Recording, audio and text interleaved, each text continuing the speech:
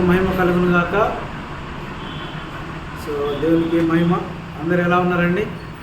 మొదటగా అందరికీ happy friendship day. So మనము ఈరోజు స్నేహితుల దినోత్సవం కదా, ఫ్రెండ్షిప్ డే జరుపుకుంటూ ఉన్నాం. కాబట్టి I hope you wished all your friends. That's a good thing to remember our friends and their deeds in our life. So స్నేహితులు మన జీవితంలో చేస్తున్న ప్రతి ఒక్క కార్యాన్ని మనం జ్ఞాపకం చేసుకొని, వారు మన పట్ల చూపిస్తున్న ప్రేమను జ్ఞాపకం చేసుకొని మనం వారికి శుభాకాంక్షలు తెలియజేయడం చాలా మంచి విషయం. దేవునికి మహిమ. అయితే ఈరోజు ఫ్రెండ్షిప్ డే సందర్భంగా, స్నేహితుల దినోత్సవం సందర్భంగా బైబిల్ గ్రంథంలో నుంచి ఒక ముగ్గురు స్నేహితులు నేను పరిచయం చేస్తాను. చాలా వెరైటీగా ఉంటుంది వీళ్ళ స్నేహం. It's a different type of friendship. It's a strange friendship and we never expect such kind of friendship. మనం ఎప్పుడు అనుకుని ఉండము, ఊహించి ఉండము ఇలా కూడా ఫ్రెండ్స్ అవుతారా అని. సో మనం చూద్దాం ఎవరా ఫ్రెండ్స్, ఎలా అయ్యారు, ఆ ఫ్రెండ్షిప్లో ఆ ఫ్రెండ్స్ మధ్య, స్నేహితుల మధ్య ఎలాంటి బంధం ఏర్పడింది, లేదా ఒక ఫ్రెండ్ వల్ల ఇంకొక ఫ్రెండ్కి ఏ రకమైనటువంటి మేలు కలిగింది చూద్దాం ఈరోజు. అందరం కలిసి అపోస్తులైన పౌలు గారు ఫిలెమోనుకు రాసిన పత్రిక తీయండి. Apostle Paul, the epistle of Paul return to Philemon. ఫిలెమోనుకు రాసిన పత్రిక 199 పేజ్ నెంబర్. చూడండి, చదువుతున్న వినండి. క్రీస్తు యేసు ఖైదీనైన పౌలును, సహోదరుడైన తిమోతియును, మా ప్రియుడును జతపనివాడునైన ఫిలెమోనుకు, మన సహోదరి అయిన అప్పియకును, తోడి యోధుడైన అర్కిప్పునకును, నీ ఇంట ఉన్న సంగమునకును శుభమని చెప్పి వ్రాయినది. మన తండ్రి అయిన దేవుని నుండి, ప్రభు అయిన యేసుక్రీస్తు నుండి కృపయు సమాధానమును మీకు కలుగును గాక. ఎవరికి రాస్తున్నారు ఈ లేఖ? ఎవరు రాస్తున్నారండి ఈ లేఖ? పౌలు రాస్తూ ఉన్నాడు. ఎవరికి రాస్తూ ఉన్నాడు? మన సహోదరి అయిన అప్పియకును, తోడి యోధుడైన అర్కిప్పునకును, నీ ఇంటి ఉన్న సంగమునకు. అంతకు ముందు ఇంకెవరికి చెప్తూ ఉన్నాడు? మా ప్రియుడును జత పనివాడైన ఫిలెమోనుకు. ఎవరు రాస్తూ ఉన్నారు? పౌలు రాస్తూ ఉన్నారు. ఎవరికి రాస్తూ ఉన్నాడు? ఫిలెమోనుకు రాస్తూ ఉన్నాడు. ఇక్కడ మనకు ఇద్దరు వ్యక్తులు అవపడుతున్నారు. ఎవరెవరు? పౌలు, ఫిలెమోన్. ఇద్దరు జత పని వారు, దేవుని సేవలో మంచి సహోదరులు, మంచి స్నేహితులు. సో వీరి స్నేహ బంధం చాలా విలువైనది. వీరు చాలా మంచి స్నేహితులు, ప్రభు పరిచర్యలో జత పని వారుగా పనిచేస్తున్నటువంటి స్నేహితులు. అయితే వీరిద్దరి మధ్యలోనికి అసలు ఈ లేఖ ఎందుకు రాయాల్సి వచ్చింది? పౌలు ఎక్కడో ఉన్నాడు, ఫిలెమోన్ ఎక్కడో ఉన్నాడు. సడన్గా ఫిలెమోను ఎందుకు గుర్తు చేసుకున్నాడు పౌలు గారు? సడన్గా ఫిలెమోనుకు లేఖ ఎందుకు రాశాడు పౌలు గారు? తెలుసు ఎవరికన్నా? చూద్దాం ఈరోజు. ఇప్పుడు మనం ఇద్దరు వ్యక్తులనే చూసాం కదా, మూడో వ్యక్తి దగ్గరికి వెళ్దాం. అసలు ఎవరు ఆ వ్యక్తి చూద్దాం. చూడండి, 4వ వచనం. నీ ప్రేమను గూర్చి. ఎవరి ప్రేమ? ఎవరి ప్రేమ ఇక్కడ? నీ ప్రేమ అంటే కాదు. ఎవరికి రాస్తున్నాడు లేక? ఎవరికి రాస్తున్నాడు లేక? ఫిలెమోనుకు. ఫిలెమోనుకు రాస్తే ఏమంటూ ఉన్నాడు? నీ ప్రేమను గూర్చి, ప్రభు అయిన యేసు ఎడలను, సమస్త పరిశుద్ధుల ఎడలను నీకు కలిగి ఉన్న విశ్వాసమును గూర్చి నేను విని నా ప్రార్థనలందు నీ నిమిత్తము విజ్ఞాపన చేయుచు ఎల్లప్పుడూ నా దేవునికి కృతజ్ఞతాస్తులు చెల్లించుచు క్రీస్తును బట్టి మీ యందున్న ప్రతి శ్రేష్టమైన వరము విషయమై నీవు అనుభవపూర్వకంగా ఎదుగుట వలన ఇతరులు నీ విశ్వాసమందు వారగుట అనున్నది కార్యకారి కావలేననియు వేడుకొనుచున్నాను.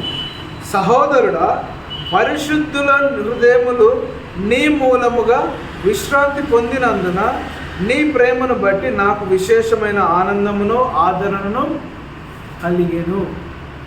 ఎవరి వ్యక్తి? ఫిలేమోను. ఎలాంటి వ్యక్తి అంటే ఫిలేమోను? చెప్పండి. ప్రేమ కలిగిన వ్యక్తి. దేవుని అంటే ప్రభు అయిన యేసు ఎడలను సమస్త పరిశుద్ధుల ఎడలను ఆయన కలిగిన విశ్వాసము, ప్రార్థనాపరుడు, కృతజ్ఞతాస్తులు చెల్లించే వ్యక్తి, ప్రతి విషయంలో శ్రేష్టమైన వరములు కలిగిన వ్యక్తి. ఇంకోటి ఏంటి? 7వ వచనంలో ఆ వ్యక్తి వలన పరిశుద్ధుల హృదయములు విశ్రాంతి పొందినవి. ఇంత గొప్ప మంచి వ్యక్తి. ఈ వ్యక్తి ఎవరు? ఫిలేమోని వ్యక్తి. ఇవన్నీ జ్ఞాపకం చేసుకొనొచ్చు. వీటన్నిటిని బట్టి ఇంకొక స్నేహితుడు ఎవరు? పౌలు గారు తన స్నేహితులకున్న మంచి పద్ధతులు, అలవాట్లు, ఆచరణ, కార్యసిద్ధి వాటిన్నిటిని బట్టి దేవుని కృతజ్ఞతలు చెల్లిస్తూ ఉన్నాడు. ఇంతవరకు బాగానే ఉండేది. మరి ఎందుకు ఈ లెటర్ రాయాల్సి వచ్చింది? పౌలు ఎందుకు ఈ లెటర్ రాయాల్సి వచ్చిందో చూద్దామా. 8వ వచనం, కావున యుక్తమైన దానిని గూర్చి నీకు ఆజ్ఞాపించుటకు క్రీస్తునందు నాకు బహుధైర్యము కలిగి ఉన్నాను. అంటే పౌలుకు ఫిలేమోను పైన ఎలాంటి అధికారం ఉన్నది? నెక్స్ట్, ఎలాంటి అధికారం కలిగి ఉన్నది పౌలుకు? ఎలాంటి అధికారం అంటే ఖండించేటువంటి, ఆజ్ఞాపించగలిగే అధికారం కలిగి ఉన్నది. అంటే మనం ఎవరికి ఆజ్ఞాపిస్తాము? మనకంటే తక్కువ ఉన్న వాళ్ళకి ఆజ్ఞాపిస్తాం. మన పైన ఉన్న అధికారులు మనం ఆజ్ఞాపిస్తాము, రిక్వెస్ట్ చేస్తాం. మనకంటే పైన ఏజ్డ్ కానీ అధికారులకేమో రిక్వెస్ట్ చేస్తాం, బతిమాలకు. మన తోటి వాళ్ళకి కానీ మన కింద ఉన్న వాళ్ళకి కానీ మనం ఏం చేస్తాం? కమాండ్, ఆజ్ఞాపిస్తాం. అయితే పౌలు గారికి ఫిలోమోను పైన ఎలాంటి అధికారం ఉన్నది? యుక్తమైన దానిని గురించి నీకు ఆజ్ఞాపించుటకు నాకు బహుధైర్యం కలిగి ఉన్నప్పుడు, అంటే నిన్ను ఆజ్ఞాపించేటువంటి స్టేజ్ నాకు ఉన్నప్పటికీ, అలాంటి అర్హత నాకు ఉన్నప్పటికీ, అలాంటి ధైర్యము నాకు ఉన్నప్పటికీ, వృద్ధుడను ఇక్కడ ఏమనుంది ఫుట్నోట్లో? ఫుట్నోట్లో ఏమనుంది? వృద్ధుడు అంటే రాయబారి మీన్స్ మధ్యవర్తి. Very good. అంటే ఇక్కడ మీనింగ్ మారిపోయింది చూడండి. ఇక్కడ మనకు కంటెంట్ అర్థం కావాలి. ఇప్పుడు పౌలు ఏ రకంగా రాస్తున్నాడు లెటరు? ఒక ఫ్రెండ్గా రాస్తున్నాడా?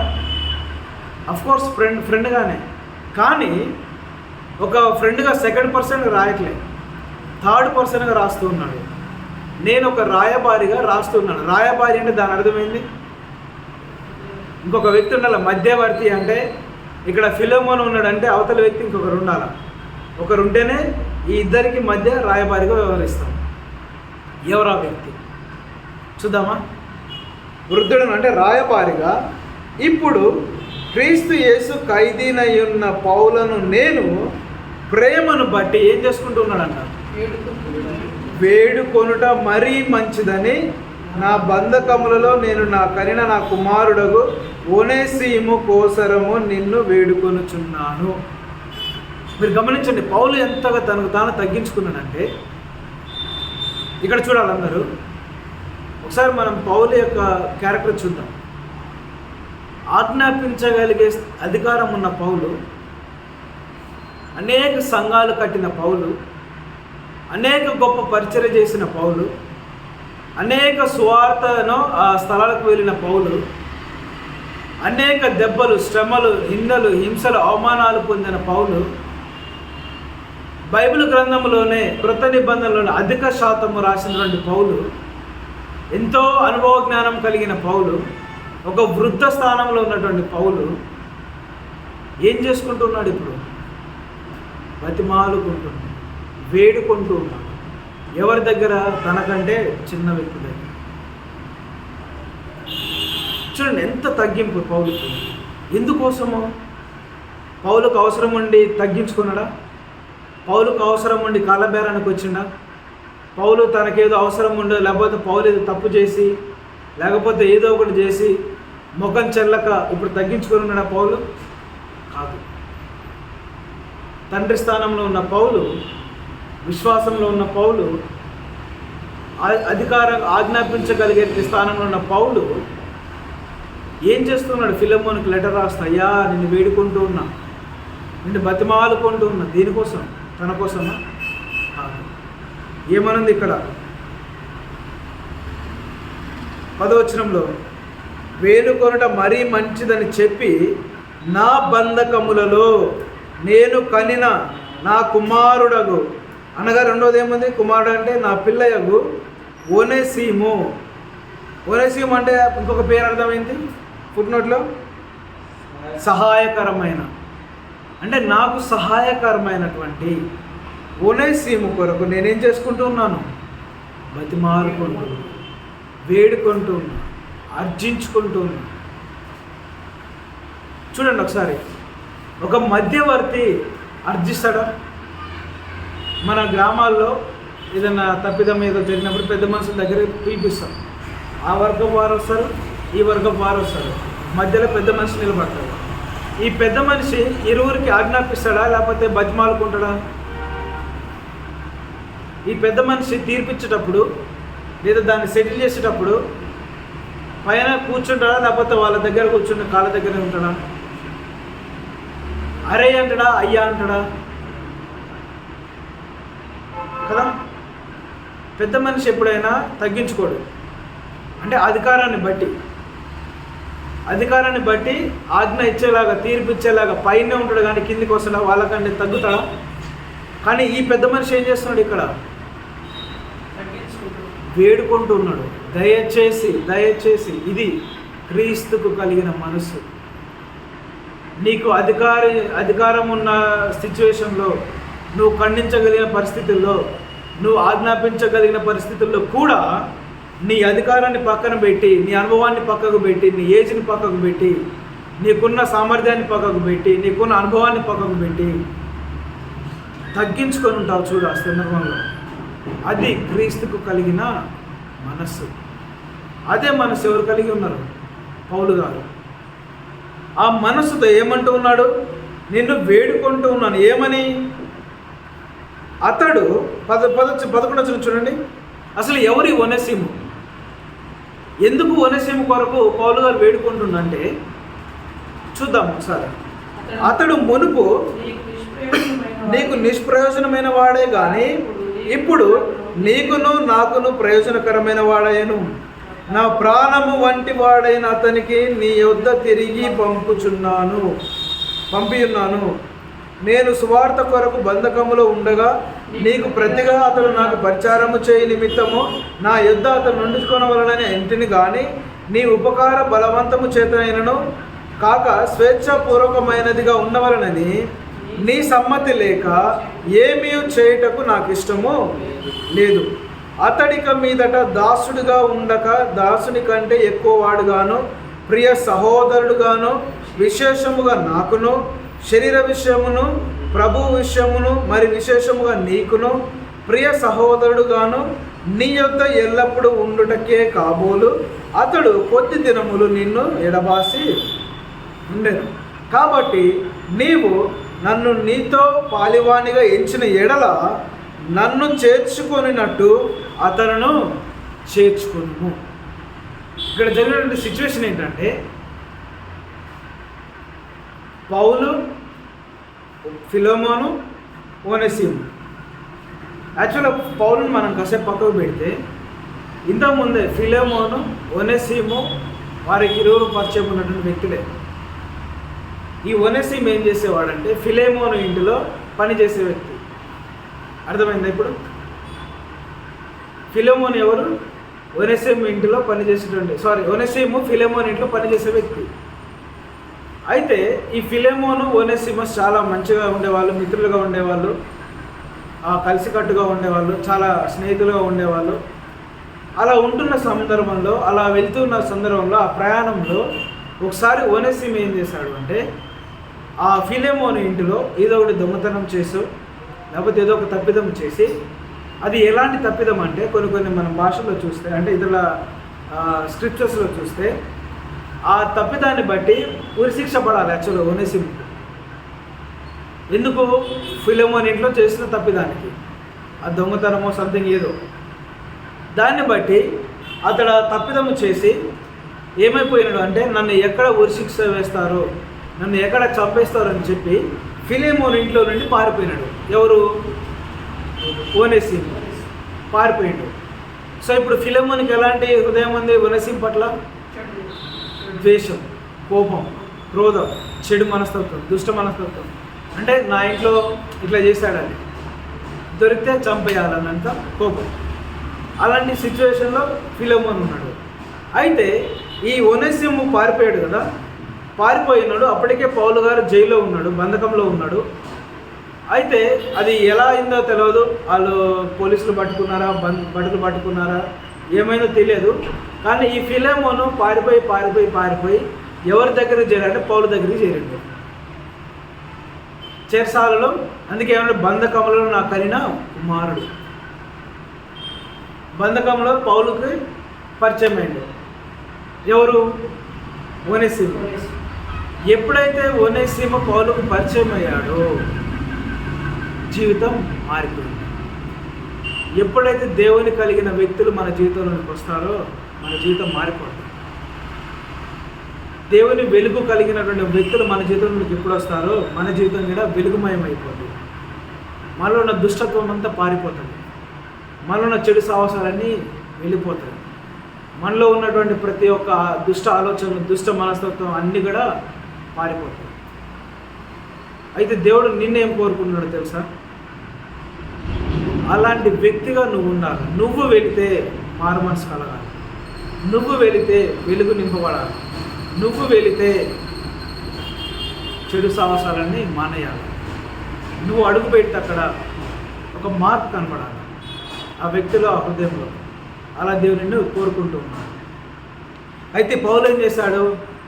ఒనేసిము పౌలుకు పరిచయమైన తరువాత దేవుని ప్రేమను బట్టి సువార్త ప్రకటిస్తూ ఒనేసిముతో సహవాసం చేస్తూ, ఇక్కడ గమనించండి, ఒనేసిము తప్పిదము చేసిండు, అందుకే జైలుకి వచ్చింది. పౌలు తప్పిదం చేసిండా? చేయాలి. స్వార్థ ప్రకటించినందుకు జైల్లో పెట్టారు. అయితే ఈ పౌలు గారు ఒనేసిమును చూసినప్పుడు వ్యసన పడవచ్చు కదా, వీడు దొంగ, వీడు నరహంతకుడు, వీడు తప్పిదం చేసి జైలుకి వచ్చిండు, వీడు ఖైదీ, వీడితో నేను ఎందుకు మాట్లాడాలి, వీడు పాపం చేస్తాడు, వీడితో నేను ఎందుకు మాట్లాడాలి అనుకున్నాడా?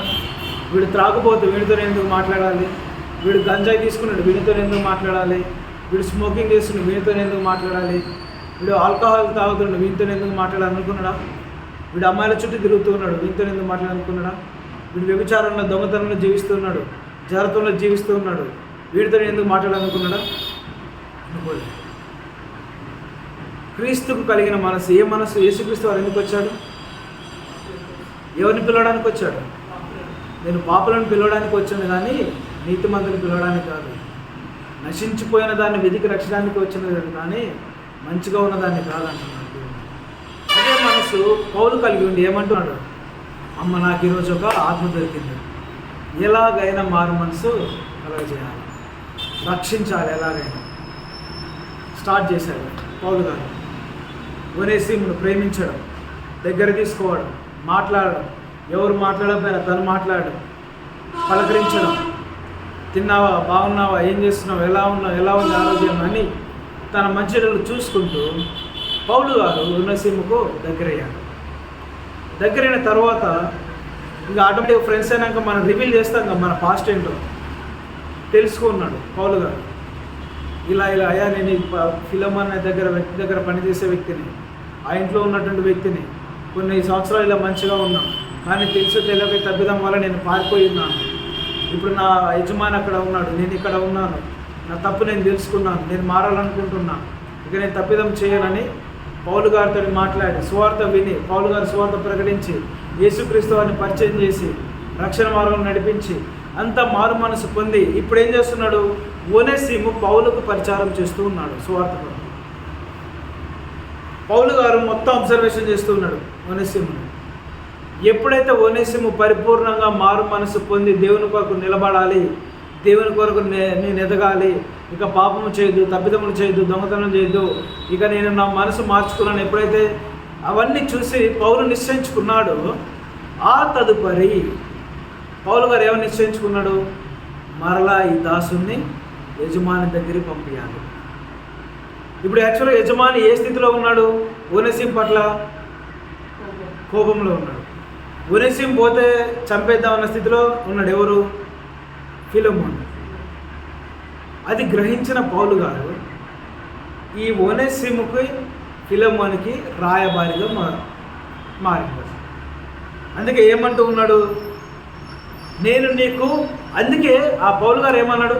ఆజ్ఞాపించే స్థితిలో నేను ఉన్నప్పటికీ ఆ పరిస్థితిని బట్టి నిన్ను వేడుకుంటూ ఉన్నా. ఎందుకంటే నీ కోపం ఉంది, వాస్తవమే. నీ కోపం అనేది సహజం. నీ కోపానికి అర్థం ఉన్నది, నీ ద్వేషానికి అర్థం ఉన్నది.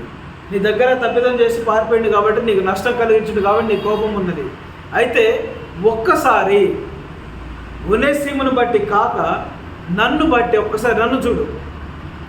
నీకు నాకు మంచి ఎలాంటి స్నేహం ఉందో నీకు తెలుసు, నీకు నాకు ఎలాంటి ప్రేమ ఉందో నీకు తెలుసు. నీవు నన్నెంత గౌరవిస్తావో నేను నిన్నెంత గౌరవిస్తావో మనకు తెలుసు. మన ఇద్దరము కలిసి మనం ఎంత పరిచయం చేస్తామో నీకు తెలుసు, నాకు తెలుసు. మనం ఎలాంటి దేవుని ప్రేమను మన స్వార్థ కొరకు పరిగెత్తామో నీకు తెలుసు, నాకు తెలుసు. అవన్నీ ఒకసారి గుర్తు చేసుకొని, నన్ను గుర్తు చేసుకొని ఇప్పుడు ఏం చేస్తున్నాడు? నేను నిన్ను వేడుకుంటూ ఉన్నా, ఇదిగో ఈ ఒనేసిమును నువ్వు మరలా చేర్చుకో. మునుపంటే తప్పిదం చేశాడు, వాస్తవమే. కానీ ఇప్పుడు అలాంటి వ్యక్తి కాదు ఒనేసిము. మునుపు అన్ని పాపాలు చేశాడు, కానీ ఇప్పుడు చేయడు. మునుపు సిగరెట్ తాగావు, ఇప్పుడు తాగట్లేడు. మునుపు డ్రగ్స్ తీసుకున్నాడు, ఇప్పుడు తీసుకోవట్లేదు. మునుపు ఆల్కహాల్ తీసుకున్నాడు, ఇప్పుడు తీసుకోవట్లేదు. మునుపు అమ్మాయిలంటూ వ్యసనాలంటూ తిరిగాడు, ఇప్పుడు తిరగట్లేదు. మారు మనసు పొందాడు, రక్షించబడ్డాడు, ఒక నూతనమైన జీవితం స్టార్ట్ చేశాడు. సువార్త కొరకు పరిగెత్తుతున్నాడు, సేవకుల కొరకు పరిగెత్తుతున్నాడు, సేవకులకు అందుబాటులో ఉంటున్నాడు, పరిచర్యకు అందుబాటులో ఉంటున్నాడు. ఏ చిన్న పని వచ్చినా తగ్గించుకొని చేస్తూ ఉన్నాడు. అప్పుడున్నటువంటి గర్వం లేదు, అప్పుడున్న మాటలు లేవు, అప్పుడున్న బూతులు లేవు, అప్పుడున్న ఏవి లేవు. పూర్తిగా మారు మనసు పొందినటువంటి వ్యక్తి ఒనేసిము.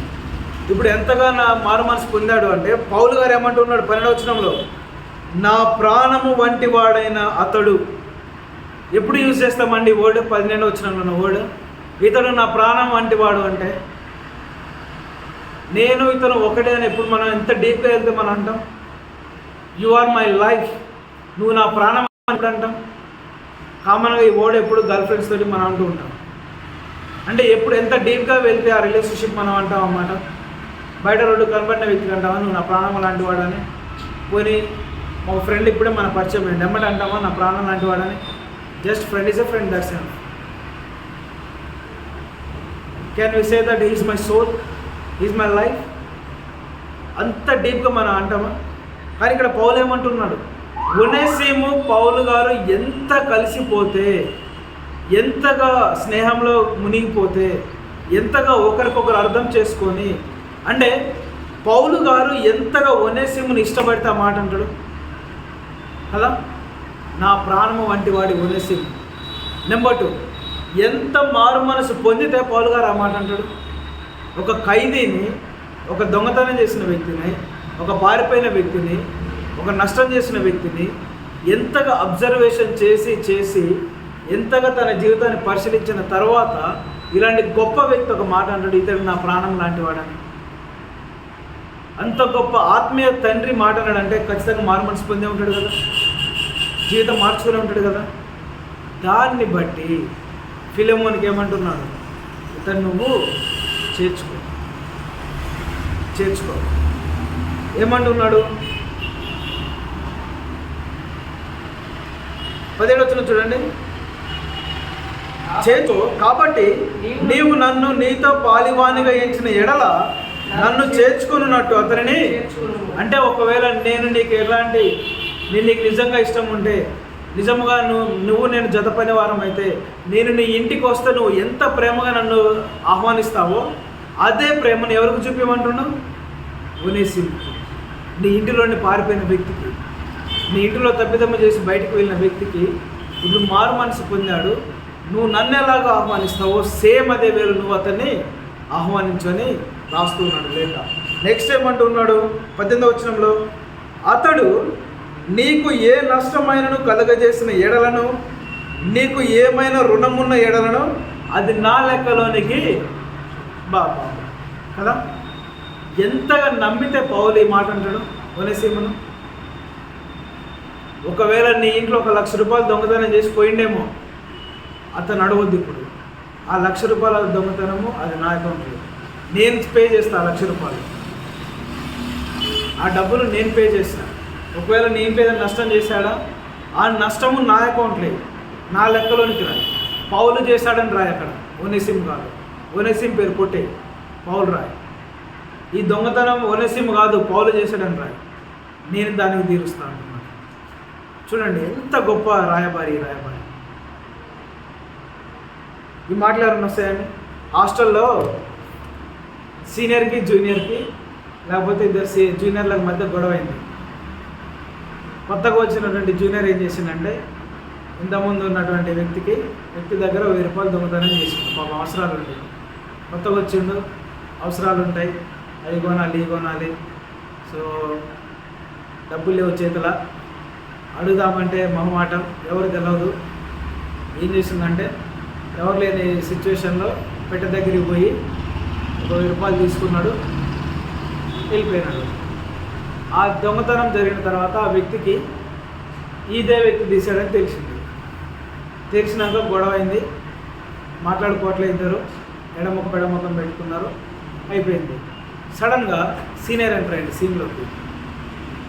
సీనియర్ వచ్చి ఇద్దరిని పక్క నిలబెట్టి అంతా ఇతన్ని పరిశీలించిన తర్వాత సీనియర్ ముందు అడిగి, ఎందుకు తీసావు అన్నా? ఇది నా పరిస్థితి, నా దగ్గర ఏం లేవు, తీయలేదు, నాకు ఆకలి అవుతుందో, బట్టలు లేవు, రగ్గు లేదు, దుప్పట్లేదు, మంచి బట్టలు లేవు, అందరు మంచిగా బట్టలు వేసుకొని వెళ్తున్నారు కాలేజీకి, నా గాడ మొత్తం చినిగిపోయినాయి, ఇట్లా పోతే అవమానంగా ఉంటుంది కొంచెం, ఇంట్లో పరిస్థితి బాగాలేదు, ఏం చేయాలో అర్థం కాక తీసారన్న. ఒప్పేసుకున్నాడు, ఇంకెప్పుడు చేయనన్నా ఈ పని, నువ్వే నాకు ఏదో ఒకటి చేయన్నా అని సీనియర్కి చెప్పుకున్నాడు. సో అర్థం చేసుకున్న సీనియర్ ఏం చేశాడంటే, ఆ వ్యక్తిని పిలిపించి ఇద్దరిని ఎదురు నిలబెట్టి, రైట్, చేసింది తప్పే, నువ్వు నష్టపోయావు 1000 రూపాయలు, నువ్వు దొంగవే, ఓకే, కానీ అసలు ఎందుకు తీశాడన్న విషయం నీకు తెలియదు, నాకు తెలుసు. కానీ నేనేమంటున్నానంటే, ఈ సీనియర్కి ఈ జూనియర్కి చాలా మంచి ఫ్రెండ్షిప్ ఉంది, మంచి రిలేషన్షిప్. అరే నువ్వు నన్ను నమ్ముతావు కదా, నమ్ముతా అన్నా. నేను నన్ను ప్రేమిస్తున్నావు కదా, ప్రేమిస్తాను. నేను చెప్తే మాట వింటావు కదా, వింటాను. రైట్. ఏం చెప్పాడు ఈ సీనియరు? ఈ ఫ్రెషర్, ఈ తమ్ముడు ఎవరైతే ఉన్నారో, ఈ తమ్ముడు చేసిన దొంగతనం నా లెక్కలు రైట్, ఆ 1000 రూపాయలు నేను చూపిస్తాను, తమ్ముడు నడక ఇంకోసారి. రెండోది ఏమంటున్నాడు? రెండోసారి అంటే నెక్స్ట్ ఈ మినిట్ నుండి నువ్వు ఈ తమ్ముడిని దొంగలాగా చూడొద్దు, అసలు నీ పెట్టే దగ్గరికి రాలే, నీ డబ్బులు ముట్టుకోవాలి. ఇప్పుడే వాళ్ళ యొక్క హాస్టల్లోకి వచ్చిన న్యూ ఫ్రెండ్ నీకు పరిచయం చేసుకో, హ్యాపీగా ఉంది. ఇది పౌలు గారు చేసిన పని. అర్థమైందా? ఆ దొంగతనాన్ని సీనియర్ తన అకౌంట్లో వేసుకొని, తన మీద వేసుకొని, మరలా మారు మనసు పొందిన ఆ ఫ్రెషర్ని వీళ్ళిద్దరిని జత చేసి ఫ్రెండ్స్గా మార్చారు. ఇప్పుడు ఈ నష్టాన్ని ఎవరు భరిస్తున్నారు? సీనియర్ భరిస్తున్నారు. తను నష్టపోయినా ఇద్దరికి మంచి చేశారు, ఒక బంధాన్ని పెట్టుకున్నాడు. అందుకే ఏమంటున్నాడు పౌలు గారు, నేను నిన్ను వేడుకుంటున్నా, తప్పిదము ఒనేసిము దగ్గర ఉన్నది కాబట్టి నిన్ను గద్దించట్లేదు, బతిమాలుకుంటున్నాను, దయచేసి చేర్చుకోవాలి. ఇక్కడ మనం నేర్చుకోవాల్సిన విషయం ఏంటంటే, అందుకోసమని పౌలు గారు ఒనేసిము నిమిత్తమై ఫిలెమోనుకు రాశాడు పత్రిక. ఆ తర్వాత ఒనేసిము ఆ పత్రిక తీసుకొని వెళ్ళడము, ఫిలెమోను పౌలును బట్టి, మొదట పౌలును బట్టి, సీనియర్ని బట్టి, ఆ అనుబంధాన్ని బట్టి ఇక మీదట ఒనేసిముని దొంగలాగా కాకుండా, తప్పిదము చేసిన వ్యక్తిలాగా కాకుండా, ఇంతకుముందు తన ప్రియమైన దాసుడు ఎలాగైతే ఉన్నాడో ఆ ప్రియమైన వ్యక్తిగా తనను చేర్చుకొని మరలా ఇరువురు కలిసి మంచి పరిచర్య జరిగించారు. ఈ బంధం మరలా తెగిపోయిన బంధం కట్టబడడానికి కారణం ఎవరు? పౌలు గారు. ఒనేసిము చేసిన నష్టాన్ని పౌలు మీద వేసుకొని ఈ పౌల్లో ఉన్నటువంటి వాక్యపు జ్వాలను, వాక్యపు వెలుగును, వాక్యపు సువాసనను వెదజల్లి ఆ సువాసన పరిమళంలో నుండి ఒక నూతనమైనటువంటి ఆత్మను మరలా పుట్టించి పంపించారు పౌలు. ఈ సీన్ మనం గమనించినప్పుడు ఎవరైనా గుర్తొస్తున్నారా మీకు? ఎవరైనా ఇలాంటి సంఘటన ఇప్పుడు మీకు గుర్తొస్తుందా? పౌలు చేసిన పని ఎవరైనా చేశారా ఇంతకుముందు? చాలా తక్కువ. నాకైతే ఒక వ్యక్తి గుర్తొస్తున్నాడు. 2024 సంవత్సరాల క్రితం కల్వరి శిలువలో మానవాళి అంత చేసిన తప్పిదాన్ని నిమిత్తమై తండ్రి దగ్గర ముఖం లేక, తండ్రి ఏదేని తోటలో ఉంచినప్పుడు, పాపం చేసినప్పుడు ముఖం నుండి అంటే ముఖం చెల్లక ఆ స్థానంలో నుండి, ఆ సన్నిధిలో నుండి, ఆ ఇంటిలో నుండి నెట్టివేయబడ్డప్పుడు యేసుక్రీస్తు వారు రాయబారిగా వచ్చి, మధ్యవర్తిగా వచ్చి మనం చేసిన పాపాలన్నిటిని ఆయన పైన వేసుకొని మన కొరకు ఆ కల్వరి శిలువలో మరణించి ఆయన ప్రాణాన్ని పెట్టి, ఆయన రక్తము కార్చి, ఆ రక్తంలో మనల్ని కడిగి శుద్ధులు చేసి వెలబెట్టి మనల్ని కొని ఆ క్రయధనమును, ఆ నష్టపోయిన ధనాన్ని, క్రయధనమును ఆయన పైన వేసుకొని ఆ క్రయధనమును తండ్రికి చెల్లించి మరలా మనల్ని ఏం చేశాడు? పరిశుద్ధులుగా, నీతిమంతులుగా మార్చి మరలా ఎక్కడికి తీసుకెళ్ళాడు? తండ్రి యొద్దకి కదా. ఒనేసిముని ఎలాగైతే ఫిలెమోను దగ్గర పంపించాడో యేసుక్రీస్తు వారు కూడా మానవాళంతటిని నీతిమంతునిగా మార్చి తండ్రి యొద్దకి తీసుకెళ్ళాడు. అందుకే యేసుక్రీస్తు వారు ఏమంటారు? నేనే మార్గము, నేనే సత్యము, నేనే జీవము, నా ద్వారా తప్ప ఎవడును తండ్రి యొద్దకు కానీ పరలోక రాజ్యానికి కానీ చేరడు. అదే యేసుక్రీస్తు వారు చేసిన పని. నా తప్పిదములు, నువ్వు నేను చేసిన ప్రతి పాపము, దోషము, అపరాధం, అతిక్రమణ, తప్పిదములు అన్నిటినీ ఆయన పైన వేసుకొని ఆ లెక్క ఆయన తీర్చి నిన్ను నన్ను నీతిమంతులుగా మార్చి మరలా ఇంటికి పంపించాడు. అందుకే నువ్వు నేను ఈరోజు మందిరంలో ఉన్నాం. ఏ అర్హతతో ఉన్నాం మందిరంలో? ఏ ముఖం పెట్టుకొని వస్తున్నాం? కేవలం యేసుక్రీస్తు వారి యొక్క త్యాగం. కాబట్టి ఈరోజు దేవుడు చెప్తున్నాడు తెలుసా? ఈ యొక్క స్నేహితుల దినోత్సవం సందర్భంగా ఈరోజు నీ నుండి దేవుడు కోరుకునేది ఒకటే, నువ్వు కూడా ఒక పౌలుగా మారాలి. తెగిపోయిన బంధాలు నువ్వు కట్టాలి. నీ మంచితనంతో, నీలో ఉన్నటువంటి వెలుగుతో, నీలో ఉన్నటువంటి పరిచయ భారంతో, నీలో ఉన్నటువంటి ప్రేమతో నువ్వు కూడా అనేకులు స్నేహితులుగా మార్చాలి. విడిపోయిన స్నేహితులు నువ్వు కలపాలి. మరి ముఖ్యంగా నిజమైన స్నేహితులను పరిచయం చేయాలి. ఎవరైనా నిజమైన స్నేహితుడు? ఎవరైనా నిజమైన స్నేహితుడు? నీ కొరకు నా కొరకు ప్రాణం పెట్టింది ఎవరు? యేసుక్రీస్తు వారు. ఆ యేసయ్యను నువ్వు అందరికి పరిచయం చేయాలి. ఆ పరమ స్నేహితుని నువ్వు అందరికీ పరిచయం చేయాలి. అట్టి రీతిలో దేవుడు మనల్ని నిలబెట్టాలని మొదట మనము మన స్నేహాన్ని, దేవునితో ఉన్న స్నేహాన్ని మనం కాపాడుకొనొచ్చు. దేవునితో ఉన్న బంధాన్ని మనం కాపాడుకొనొచ్చు మన ద్వారా. ఎందుకో తెలుసా? నువ్వు ఒక వ్యక్తిని యేసయ్యకి రిఫర్ చేయాలి అంటే నీకు యేసయ్యకి మంచి సంబంధం కలిగి ఉండాలి. నువ్వు చెప్తే యేసయ్య వినగలగాలి. నువ్వు మొరపెడితే ఆయన ఓకే అనే స్థితిలో ఉండాలి. నిన్ను బట్టి ఆ వ్యక్తిని చేర్చిన స్థితిలో ఉండాలి. అలాంటి బంధము మనం ఫస్ట్ కలిగి ఉండి ఆ తదుపరి అనేకులను నిజమైన స్నేహితుని పరిచయం చేస్తూ అనేకులను రక్షణలోనికి నడిపిస్తూ, ఒక దొంగ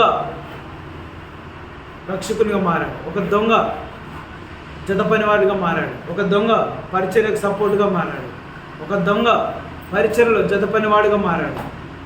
ఎవరా వ్యక్తి? ఒనేసిము. కాబట్టి ఈరోజు నీవు నేను కూడా అలాంటి మారు మనసు పొంది అనేకులను ఆ స్థితిలో ఉంచి మనము కూడా క్రీస్తు రాయబారులుగా మారి అనేకులను క్రీస్తుకు, ఈ వ్యక్తులకి పాపలకు సంధి చేసే స్థితిలో మనము ఉన్నాము. అటు దేవుడు మనకి కాపాడాలని, ఎదిగింప చేయాలని కోరుకుంటూ వాక్యాన్ని ముగిస్తున్నాను.